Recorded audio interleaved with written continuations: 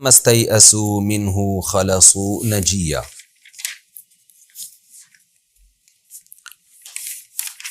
قرآن کہتا ہے کہ جب یوسف علیہ السلام کے بھائی مایوس ہو گئے، پچھلے رکوع میں تھا کہ انہوں نے بڑا اصرار کیا کہ آپ ہم میں سے کسی کو بنیامین کی جگہ رکھ لیں، ان کے سامان میں سے پیالہ نکلا ہے، ان پہ چوری کا الزام ثابت ہوا ہے، لیکن ان کا ایک بوڑھا والد ہے جو بہت پریشان ہو جائے گا، بیٹے کی جدائی کا غم برداشت نہیں ہوگا، تو آپ اس الزام میں ان کے بجائے ہم میں سے کسی ایک کو رکھ لیں۔ لیکن یوسف علیہ السلام نے فرمایا کہ اللہ کی پناہ، ایسا کیسے ہو سکتا ہے کہ الزام کسی اور پر ثابت ہوا ہو اور ہم رکھ کسی اور کو لیں۔ قرآن کہتا ہے فَلَمَّا اسْتَيْأَسُوا مِنْهُ، جب وہ مایوس ہو گئے، یعنی بہت زور لگایا ہوگا انہوں نے یوسف علیہ السلام سے، ہر طرح سے لجاجت کی ہوگی، جب مایوس ہو گئے خلصوا نجیا، تو تنہائی میں اکٹھے ہوئے اور آپس میں سرگوشیاں کرنے لگے۔ جیسے کہ ایسے موقع پہ ہوتا ہے جب انسان پریشانی میں آتا ہے تو سب مل کے کنارے پہ چلے جاتے ہیں اور بیٹھ کے سرگوشیاں کرتے ہیں، بھائی اب کیا کرنا ہے، کس مصیبت میں پڑ گئے ہم لوگ۔ قال کبیرہم، جو ان بھائیوں میں بڑا تھا، اس نے کہا الم تعلموا ان اباکم قد اخذ علیکم موثقا من اللہ، کہتے ہیں کہ مشورہ ان کا یہی ہوا کہ ہم سب واپس جاتے ہیں، اب کیا کر سکتے ہیں بھائی، یہ تو نہیں ہو سکتا نا کہ ہم سب یہیں رہ جائیں، تو ابا کو تو پھر اس سے اور بھی زیادہ غم ہوگا، اور پھر ہم کیسے معاشرے میں سروائیو کر پائیں گے۔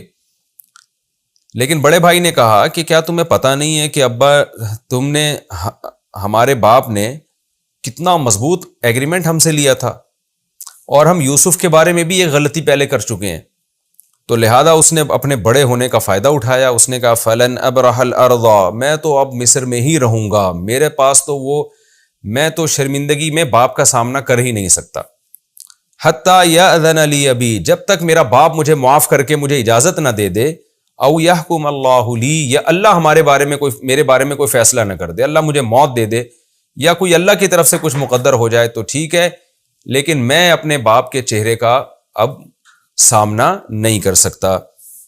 اللہ بہترین فیصلہ کرنے والا ہے، وہی کوئی فیصلہ کرے گا۔ ارجعوا الی ابیکم، تم لوگ جاؤ ابا کے پاس، تم لوگ ابا کے پاس جاؤ، فقولوا، اب ان کو دیکھیں بڑا سمجھا رہا ہے چھوٹوں کو نا کہ تم یہ بات جا کے کرنا، خود نہیں جا رہا کہ بھئی آپ ہی تو جا کے کر لو نا، یہ تو مصیبت میں ایسا ہی ہوتا ہے کہ جو بڑا ہوتا ہے وہ پھر کہتا ہے، وہ اپنے آپ کو پہلے تو بچاتا ہے۔ یہاں بھی یہی ہوا، اس نے کہا بھائی میں تو کیسے جاؤں، میرے پاس تو نہیں ہے، آپ جاؤ، آپ جا کے ابا کو یوں سمجھاؤ، فقولوا یا ابانا ان ابنک سرق، کیا آپ کے بیٹے نے چوری کی ہے۔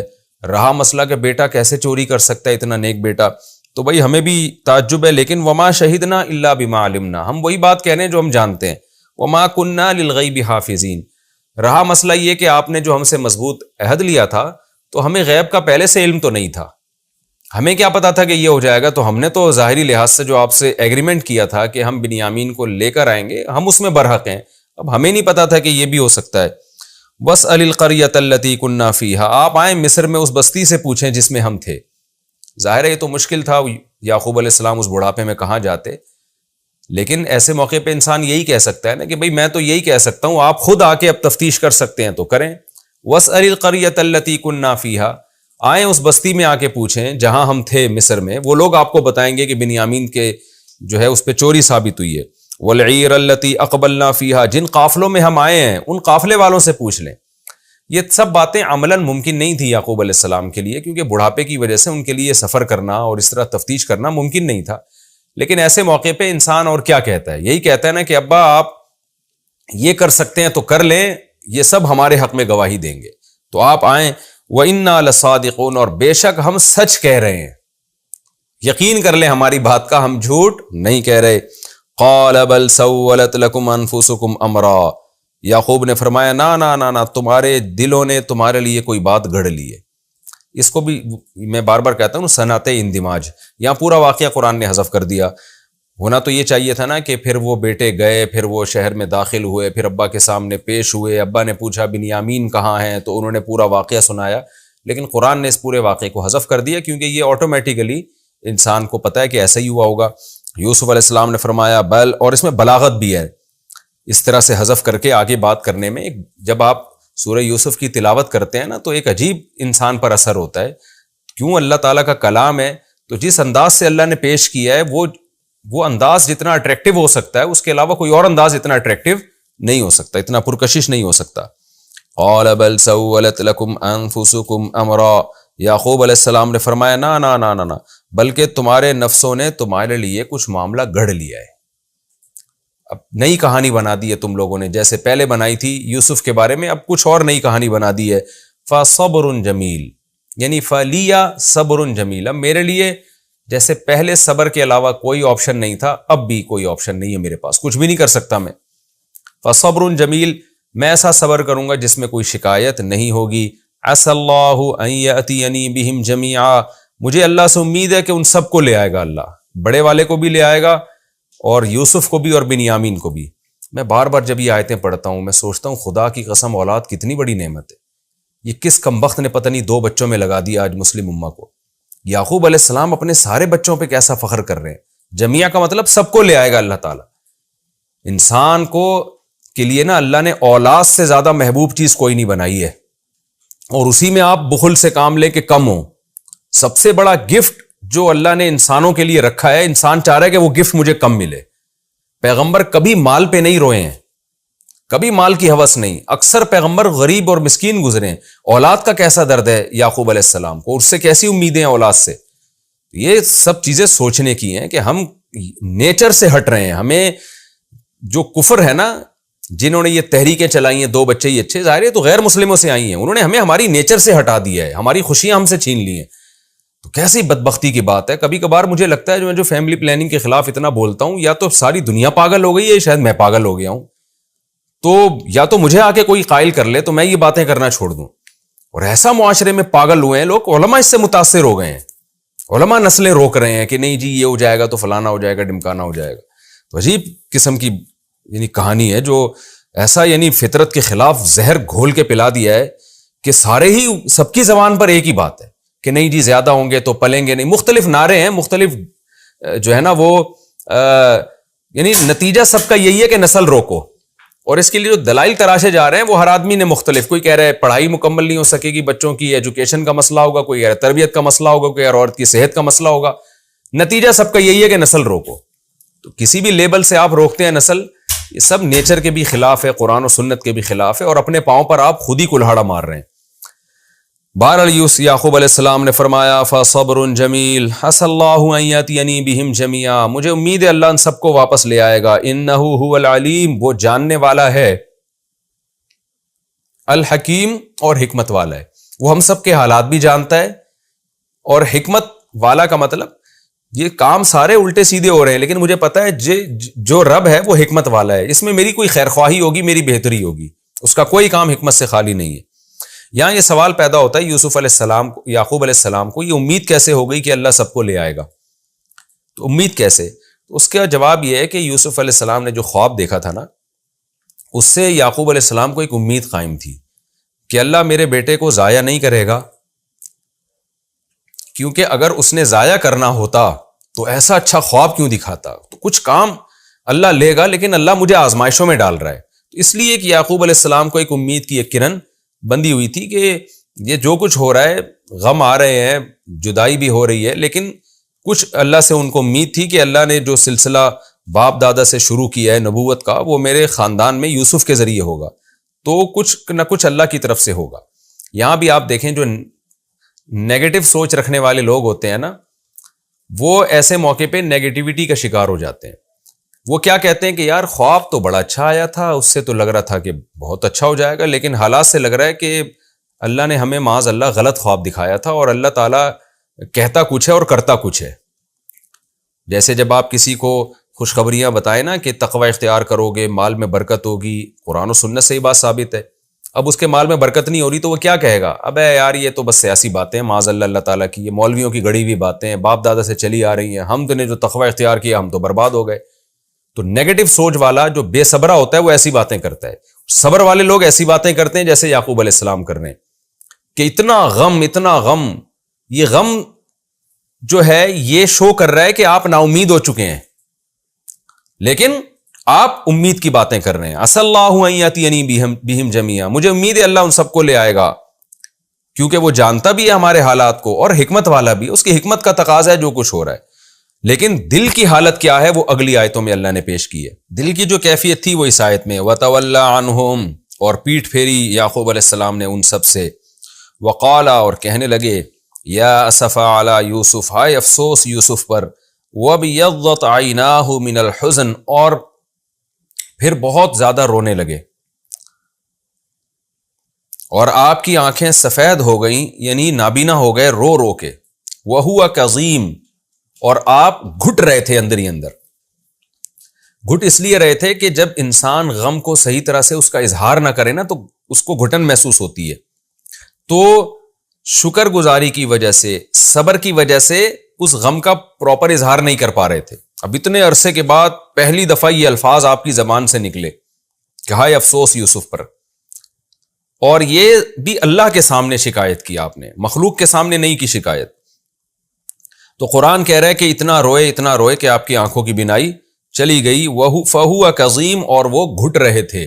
یہ بینائی جانے کی وجہ آنکھوں کی کہ رونا بھی ہو سکتا ہے اور غم بھی ہو سکتا ہے. ظاہر ہے غموں سے انسان کی جو طاقتیں اور قوتیں ہیں وہ کمزور ہوتی ہیں، خاص طور پہ بڑھاپے میں بینائی پر بہت جلدی اثر ہوتا ہے. تو فَهُوَ كَظِيمٌ، آپ گھٹ رہے تھے. گھٹنے کا مطلب صبر کی وجہ سے. جیسے قرآن میں آتا ہے نا غصے کے کڑوے گھونٹ کو نیک لوگ پی جاتے ہیں، تو یہاں بھی آپ غم کے کڑوے گھونٹ کو پی رہے تھے. اب یہاں ایک سوال پیدا ہوتا ہے کہ یعقوب علیہ السلام نے تو فرمایا تھا صبر جمیل، ایسا صبر کروں گا جس میں کسی سے شکایت نہیں ہوگی. تو یہاں تو آپ شکایت کر رہے ہیں، زبان سے بھی کر رہے ہیں یا اسفا علی یوسف. اس اشکال کا جواب آگے یعقوب علیہ السلام خود ہی دیں گے. قالوا تاللہ، تو بیٹوں نے جب اپنے باپ کی یہ کیفیت دیکھی اور یہ دیکھا کہ ابھی تو بھائی بنیامین کے بعد وہ یوسف کو پھر سے یاد کر رہے ہیں دوبارہ، اتنا عرصہ گزر گیا اور یوسف غم دل سے نہیں نکلے. قالوا تاللہ، کہنے لگے اللہ کی قسم، تفتأ تذکر یوسف، آپ تو یوسف کو مسلسل یاد کرتے رہو گے، حتی تکون حرضا، یہاں تک کہ آپ شدید بیمار ہو جاؤ، یعنی جان کی ہلاکت کے قریب پہنچ جاؤ یا ہلاک ہی ہو جاؤ آپ. مطلب یہ کہ انہوں نے ایک اشکال ظاہر کیا کہ اتنا پرانا غم آپ ابھی تک لے کے بیٹھے ہوئے ہیں، تو آپ تو کہیں آپ کی موت واقع نہ ہو جائے. یہاں بھی ایک سوال ہوتا ہے کہ اصل میں تو بنیامین کا غم تھا، تو یوسف علیہ السلام کو ایسے موقع پہ یاد کیوں کیا؟ تو یہ حقیقت ہے کہ جب انسان کو کوئی نیا غم پہنچتا ہے نا تو پرانا غم بھی تازہ ہو جاتا ہے. تو یعقوب علیہ السلام کو جتنی محبت یوسف علیہ السلام سے تھی اتنی بنیامین سے نہیں تھی. ان سے بھی بہت محبت تھی لیکن یوسف سے اور زیادہ تھی. تو جب بنیامین کا غم پہنچا ہے تو یعقوب علیہ السلام کا جو یوسف علیہ السلام کا جو غم ہے نا وہ بھی تازہ ہو گیا. یہ انسان کی نیچر ہے، کیونکہ پیغمبر بھی ایک نیچر پہ، فطرت پہ ہی ہوتے ہیں، وہ کوئی الگ سے کوئی مخلوق نہیں ہوتے. تو اس لیے یعقوب علیہ السلام کو یوسف علیہ السلام کا غم، کیونکہ اور ظاہر ہے کہ بنیامین تو ابھی گم ہوئے ہیں نا، ان کے بارے میں تو ملنے کے چانسز بھی نسبتاً زیادہ ہیں کہ ابھی کہیں دائیں بائیں کیا ہوگا انہوں نے. لیکن یوسف علیہ السلام کو تو زمانہ طویل گزر گیا، اسباب کی دنیا میں ان کے ملنے کی تو ویسے بھی امید نہیں ہے، تو اس وجہ سے بھی یوسف علیہ السلام کا غم ان کو زیادہ تھا. تو بیٹوں نے کہا کہ آپ، یعنی بیٹوں نے اشکال ظاہر کیا کہ آپ ابھی تک اتنا کیسے، یعنی کیوں اتنا غم لے کے بیٹھے ہوئے ہیں؟ تو یعقوب علیہ السلام نے فرمایا انما اشکو بثی وحزنی الی اللہ، میں اپنے رنج و غم کو بیان کرتا ہوں اللہ کے سامنے، میں اللہ کے سامنے بیان کر رہا ہوں. تم مجھ پہ اعتراض اس وقت کرو جب میں تمہارے سامنے پیش کر رہا ہوں، تمہارے سامنے تو میں صبر جمیل کہہ رہا ہوں، یہ تو اللہ کے سامنے غم پیش کر رہا ہوں. تو اس میں اس اشکال کا جواب بھی ہو گیا کہ دیکھیں غم میں اللہ سے شکایت کرنا یہ صبر کے منافی نہیں ہے، بلکہ یہ تو عین ایمان کا تقاضا ہے کہ آپ اپنے غموں کو اور آپ اپنی پریشانیوں کو اللہ کے سامنے رکھیں، لیکن طنز کی نیت سے نہیں، بلکہ فقیر بن کے. جیسے بھیکاری اپنا غم کسی کے مالدار کے سامنے رکھتا ہے نا، اپنی پریشانیاں، تاکہ اس کو بھیک میں حصہ ملے، تاکہ اس کو وہاں سے بھیک ملے. تو اللہ بھی یہ چاہتے ہیں انتم الفقراء الی اللہ، اے لوگو تم میرے در کے فقیر ہو. تو اپنے غم اللہ کے ساتھ ضرور شیئر کرنے چاہیے، اور تاکہ اللہ کو آپ کے اوپر رحم آئے. اپنی صورت بھی بنانی چاہیے، جیسے آپ بہت قسم پرسی میں ہیں، بھیک بھی مانگنی چاہیے اللہ تعالیٰ سے. تو وہ اللہ سے وہ شکایت جو تنزیہ قسم کی شکایت ہوتی ہے، جس میں اللہ پہ اعتراضات ہوتے ہیں، وہ والی شکایت صبر کے منافی ہے. تو ویسے اگر آپ شکایت کرتے ہیں اللہ تعالیٰ سے، اس شکایت میں اپنی قسم پرسی بیان کرنا ہو، اپنی محتاجی بیان کرنا ہو، تو یہ تو عبادت ہے، یہ تو دعا کا حصہ ہے، یہ تو مطلوب شرعی ہے۔ تو اس لیے یعقوب علیہ السلام نے فرمایا انما اشکو بثی وحزنی الی اللہ، میں اپنے غم اور حزن کو اللہ کے سامنے بیان کرتا ہوں، وَأَعْلَمُ مِنَ اللَّهِ مَا لَا تَعْلَمُونَ، اور اللہ کے بارے میں وہ کچھ جانتا ہوں جو تم نہیں جانتے۔ وہ کیا باتیں ہیں وہ یعقوب علیہ السلام ہی جانتے ہوں گے، جو ان کو کچھ وحی ہوتی ہوگی یا کوئی اشارات ملتے ہوں گے کہ بھئی یعقوب اور یہ جو یوسف اور آپ کے بیٹے آپ سے مل جائیں گے، یا ان کو وہ جو خواب تھا وہ بات بھی جانتے تھے کہ میرے بیٹے کو خواب آیا، اس خواب کی وجہ سے مجھے امید ہے کہ کہیں نہ کہیں کچھ اس میں خیر کا پہلو چھپا ہوا ہے۔ یا بنی یذھبوا، اے میرے بیٹو جاؤ، فتحسسوا من یوسف واخیہ، اور یوسف اور اس کے بھائی کو تلاش کرو، دنیا میں پھرو، تلاش کرو یوسف اور اس کے بھائی کو۔ ولا تیأسوا من روح اللہ، اور اللہ کی رحمت سے مایوس مت ہو۔ اسباب کی دنیا میں تو امید نہیں ہے، لیکن اللہ کی بہت بڑی رحمت ہے، اس کی ہمارے خاندان پہ رحمت ہے۔ پھر وہ جانتے تھے خواب بھی آیا ہے، اس سے بھی یعقوب علیہ السلام کو امیدیں تھی، لہذا بیٹوں سے کہا کہ جاؤ تلاش کرو۔ انہ لا ییأس من روح اللہ، بے شک اللہ کی رحمت سے مایوس نہیں ہوتے الا القوم الکافرون، مگر کافر لوگ۔ یہاں خوب سمجھ لیں کہ اگر اسباب کی دنیا میں آپ کسی چیز سے نا امید ہو جائیں کہ اب یہ ممکن نہیں ہے، تو ایسی نا امیدی کو کفر نہیں کہتے۔ مثال کے طور پر آپ کا کوئی پیشنٹ ہے، کوئی ریلیٹو ہے، اس کو کینسر ہو گیا، اور ڈاکٹروں نے کہا کہ بھئی یہ 2 سے 3 مہینے میں اس کی لازمی موت واقع ہوگی، آپ نے ہر جگہ سے چیک اپ کرا لیا اور بالکل آپ کو یقین ہو گیا کہ اب اس کی موت واقع ہو جائے گی۔ ایسی صورت میں آپ نا امید ہو جاتے ہیں اور آپ فیصلہ کر لیتے ہیں بھائی اب تو بچنے کا امکان نہیں ہے، تو یہ نا امیدی کفر نہیں ہے۔ وجہ اس کی ہے کہ اللہ نے اس دنیا کو اسباب کے ساتھ جوڑ دیا ہے، لہذا جب سارے ڈاکٹر کہہ رہے ہیں کہ یہ بیماری بڑھ رہی ہے اور یہ اس میں 100% موت کا چانس ہے، تو یہ نا امیدی کفر نہیں ہے۔ وجہ اس کی یہ ہے کہ یہ تو اسباب سے پتہ چل رہا ہے بھائی اس کی موت ہے۔ یہاں نا امیدی کا مطلب وہ نا امیدی کفر ہے جس نا امیدی میں آپ اللہ کے بارے میں یہ سوچنا شروع کر دیں کہ اللہ نے یہ ہمارے ساتھ اس لیے کیا ہے تاکہ اللہ ہمیں نقصان پہنچائے، یہ کفر ہے۔ مثال کے طور پر آپ کو خدا نخواستہ کینسر ہو گیا، ڈاکٹروں نے جواب دے دیا، اب آپ کو یقین ہے کہ میں مر جاؤں گا۔ ایسے موقع پہ آپ نا امیدی کا ایک مطلب تو یہ کہ آپ کو یقین ہے کہ میں مروں گا، تو یہ نا امیدی تو کفر نہیں ہے، اور یہ اس کو نا امیدی کہیں گے بھی نہیں۔ نا امیدی کا یہاں جو وہ والی نا امیدی جو کفر ہے، اس کا مطلب یہ ہوگا کہ آپ یہ سمجھنا شروع کر دو کہ اب اللہ میرے ساتھ معاذ اللہ غلط کر رہا ہے اور مجھے نقصان پہنچا رہا ہے، یہ جائز نہیں ہے۔ بلکہ آپ یہاں یہ سوچو گے کہ اسی میں میرے لیے خیر ہوگی، یہی ایک امید ہے، اور اللہ چاہے تو ان اسباب کو معطل کر کے مجھے دوبارہ سے زندگی بھی دے سکتا ہے۔ یہ عقیدہ اگر آپ اللہ کے بارے میں رکھتے ہو تو اس کو نا امیدی پھر نہیں کہتے۔ اب یہاں سوال پیدا ہوتا ہے کہ بھئی اسباب کی دنیا میں تو یوسف علیہ السلام کے ملنے کی کوئی امید ہی نہیں تھی، تو ایسے موقع پہ اگر کوئی نا امید ہو جائے اور کہے کہ یوسف نہیں ملیں گے تو یہ تو کفر نہیں ہوگا نا۔ پھر بھی یعقوب علیہ السلام یہ کیوں کہہ رہے ہیں کہ اللہ کی رحمت سے نا امید مت ہو؟ کیونکہ وہ نا امید وہی ہوتا ہے جو کافر ہوتا ہے۔ یہاں تو نا امیدی کے ایک مضبوط اسباب ہے، بھائی کنویں میں ڈالا تب کہاں مل سکتا ہے؟ اس کا جواب یہی ہے کہ یعقوب علیہ السلام کو اسباب کی دنیا میں یہ امید تھی کہ مل سکتا ہے۔ کیوں؟